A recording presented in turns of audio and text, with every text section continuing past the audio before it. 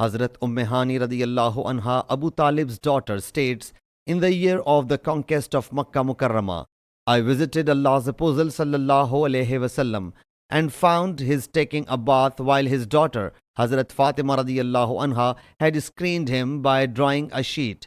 I saluted him. He sallallahu alaihi wasallam whereupon inquired, who is it? I submitted, I am Hani, Abu Talib's daughter. He sallallahu alaihi wasallam said, welcome to Hani. After taking the bath, he sallallahu alaihi wasallam got up and performed 8 units, being wrapped up only in one garment. When he sallallahu alaihi wasallam had performed the prayer, I submitted, Ali, my mother's son, is going to kill a person whom I have given the shelter, and he is so and so, son of Hubayra. Allah's Apostle sallallahu alaihi wasallam thereupon said, O Hani, we have given the protection whom you have given the protection. Hazrat Hani radiyallahu anha states, it was the forenoon prayer. Sahih Muslim Hadees number 1666.